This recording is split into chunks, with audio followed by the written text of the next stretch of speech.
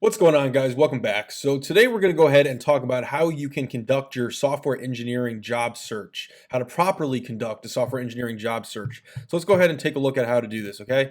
So I'm going to go ahead and open up a website here, and that is going to be Indeed, all right? This is where we're going to start off.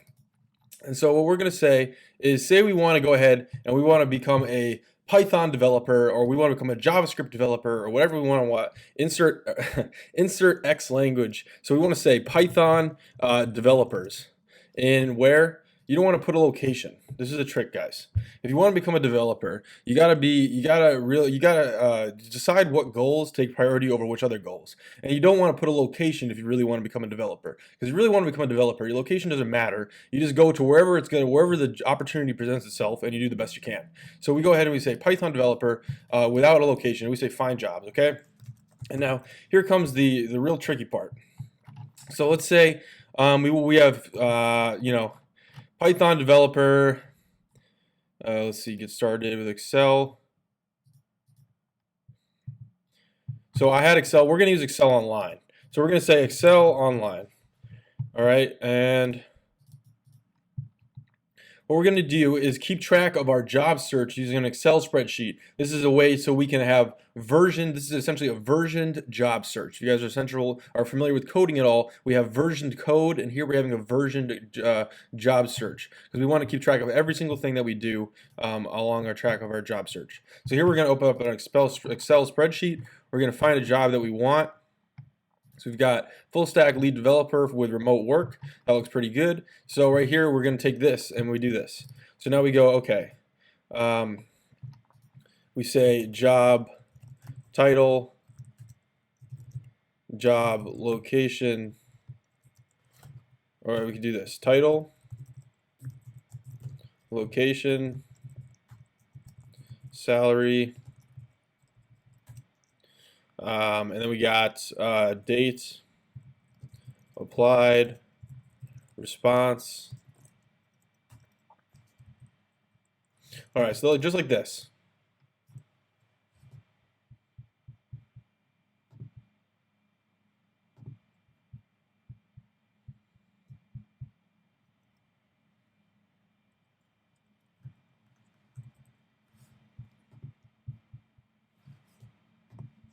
Okay, so just like that, now we have the ability to see title, location, salary, date applied, and response.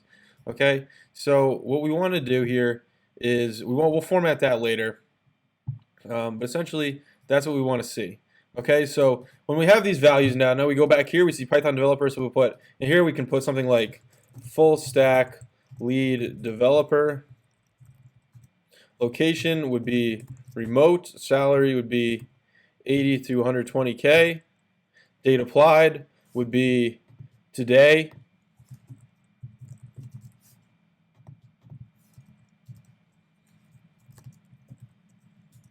Oops, not 2016. 2020. Actually, we don't really need this here. And response, we're going to leave blank for now. Okay, so this is what we get here. So we got this. And now there's a way to spread it out here. So we want to spread it out so that it not wrap. Nope, that's not what we want. There we go. Okay, so we've got that right there. And now we have a look at our application. So now we go ahead and apply now, and we go ahead and say, okay, we've got our resume document. Yep. This one, online resume, we want to edit.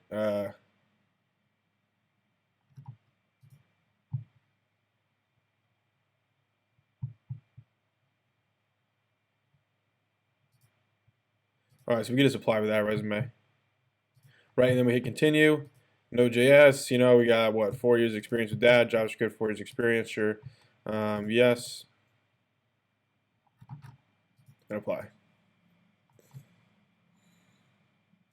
Now this one has you complete assessments, which is new. You can take those later. Okay, so anyways, that's new, but this is what it's got now. So now we've got that, we've applied, we've got a response, date applied. Yep, so now we can keep track, every single one we applied to. We're gonna keep track just like this. So next one we go to, Here's the next one. All right, so we apply here. Yes, continue, boom. Continue, and apply. Close. This is 75 to 80 in Los Angeles with Shine Tech Software Incorporated.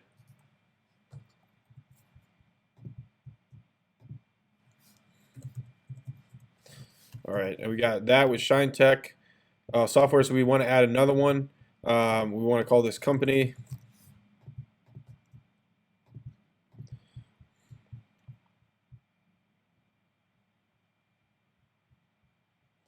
This would be ALTUMAI.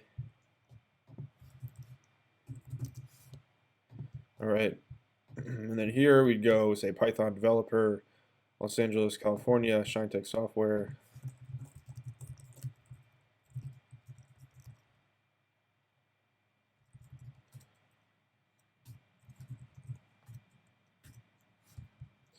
All right, and Shine Tech Software,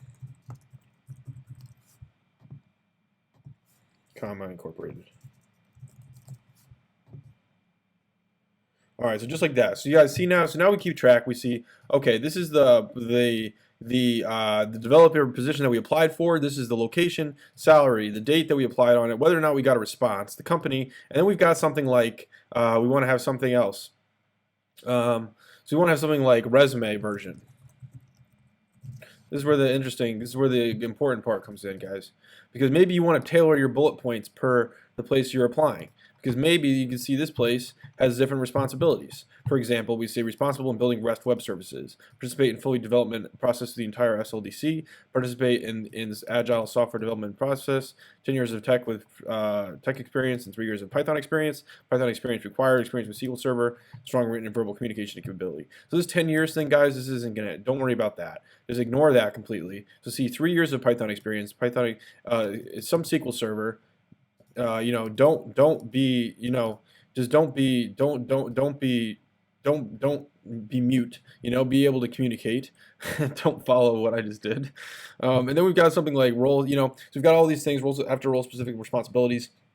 We've got all these different things, but all these, what they really come together to make is a picture of what they're looking for, obviously. And so we've got that, and then sometimes you want to tailor your bullet points to fit that picture a little bit better. So say they're talking about REST web services. Maybe we want to talk about REST web services a little bit more. Maybe we want to say, oh hey, I worked on this REST web service back on this project, and then I worked on this REST web service back on this project, etc., etc.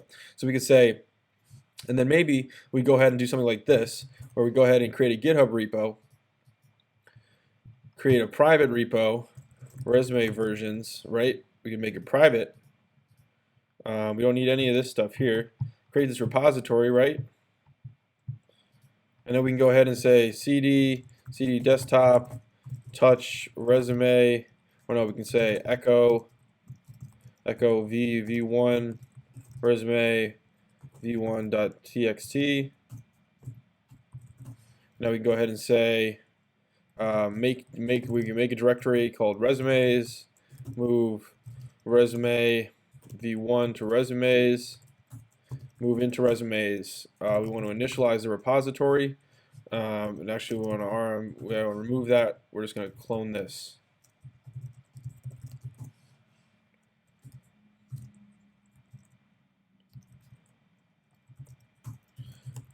Okay, so now we've got this resume version. So I cloned it. I moved the file into that directory. Okay, and I have this resume. Now I can say git add resume, git commit, resume v1, git push -u origin master, and then I'll go ahead and push up my resume. All right, now I can refresh this. Now I've got this resume. And so what I could do is I can link to this over here, and then I know what my resume version is too. So then I can always refer back. So if I'm applying to hundreds and hundreds of jobs, I need to be able to refer back to see how I tailored my resume so I know how to accurately speak to what I've done when I'm speaking to the potential employer. Yes?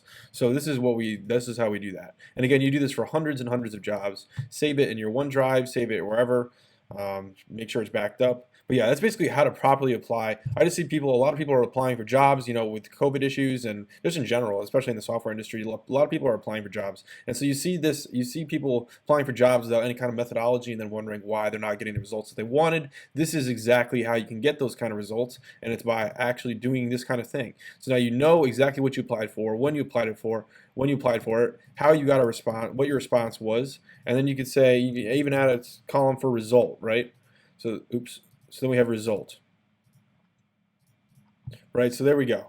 And this would be like in result we'd put something like, like red or green fill for, so you put like a green fill for like maybe we got an initial response. You come up with your own kind of map for how colors map to what kind of responses you got or whatnot. But that's what you do, guys. This is how you do it. And then you do this for hundreds and hundreds of jobs. And you can ideally automate this whole thing. Ideally, you automate this, right? So ideally, you take that Python, that LinkedIn bot, and or not the LinkedIn bot, or you could do it for the LinkedIn bot, but you take the Indeed bot and you automate this entire process from end to end, right? So that's just generally what the best practice is in terms of finding jobs and finding work. So anyways, guys, I hope you enjoyed this video. I hope you were able to glean something from it. If you enjoyed the video and you would like to see more content, you're enjoying the channel, thumbs up would be great. Do hit that subscribe button, and thank you guys very much for watching. I will see you guys in the next video. Have a great day.